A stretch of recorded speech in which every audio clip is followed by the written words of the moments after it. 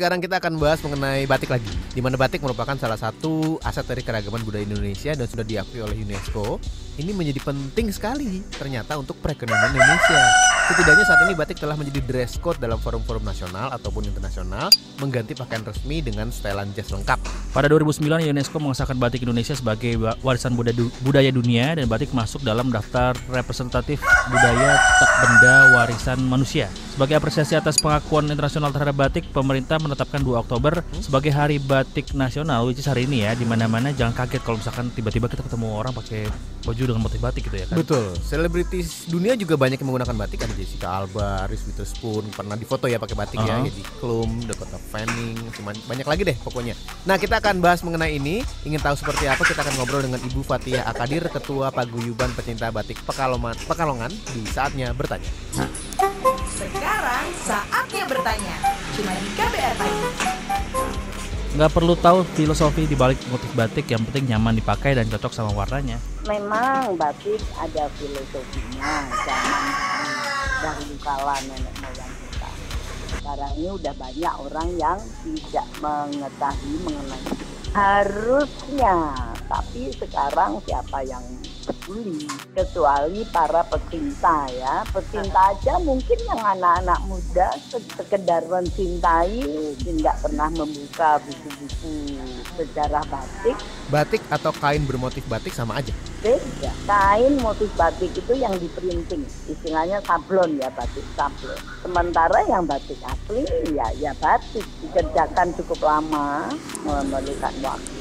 Sementara sablon kan sehari bisa turun berkodi-kodi dan mematikan hasrat hidup orang banyak. Nggak perlu tukang sap, nggak perlu tukang kelir, nggak perlu tukang lorot.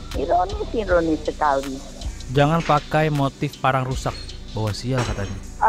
Sekarang udah nggak ada. Kecuali orang yang percaya ya. Sekarang ini pakem-pakem yang begitu itu sudah tidak berlaku. Zaman dulu memang ada motif yang khusus untuk raja-raja, ada motif yang khusus untuk dayang-dayangnya atau yang di bawah-bawahnya raja. Tapi itu udah lama, udah enggak. Sekarang kita akan bahas mengenai batik lagi, di mana batik merupakan salah satu aset dari keragaman budaya Indonesia dan sudah diakui oleh UNESCO. Ini menjadi penting sekali ternyata untuk perekonomian Indonesia. Setidaknya saat ini batik telah menjadi dress code dalam forum-forum nasional ataupun internasional, mengganti pakaian resmi dengan setelan jas lengkap. Pada 2009, UNESCO mengesahkan batik Indonesia sebagai warisan budaya dunia dan batik masuk dalam daftar representatif budaya tak benda warisan manusia. Sebagai apresiasi atas pengakuan internasional terhadap batik, pemerintah menetapkan 2 Oktober sebagai Hari Batik Nasional, which is hari ini ya. Di mana-mana jangan kaget kalau misalkan tiba-tiba kita ketemu orang pakai baju dengan motif batik gitu ya kan. Betul, selebritis dunia juga banyak yang menggunakan batik. Ada Jessica Alba, Reese Witherspoon pernah difoto ya pakai batik ya. Heidi Klum, Dakota Fanning, banyak lagi deh pokoknya. Nah, kita akan bahas mengenai ini. Ingin tahu seperti apa? Kita akan ngobrol dengan Ibu Fathia Akadir, Ketua Paguyuban Pecinta Batik Pekalongan di Saatnya Bertanya. Sekarang saatnya bertanya. Cuma di KBR Pagi. Nggak perlu tahu filosofi di balik motif batik, yang penting nyaman dipakai dan cocok sama warnanya. Memang batik ada filosofinya, zaman dahulu kala nenek moyang kita.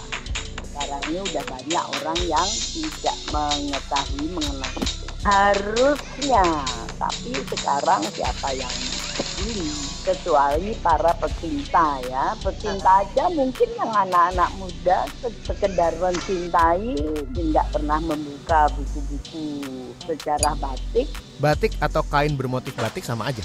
Beda. Kain motif batik itu yang diprinting, istilahnya sablon ya, batik sablon. Sementara yang batik asli ya batik dikerjakan cukup lama, memerlukan waktu. Sementara sablon kan sehari bisa turun berkodi-kodi dan mematikan hasrat hidup orang banyak. Nggak perlu tukang sap, nggak perlu tukang kelir, nggak perlu tukang lorot. Ironis sekali. Jangan pakai motif parang rusak, bawa sial katanya. Sekarang udah nggak ada. Kecuali orang yang percaya ya. Sekarang ini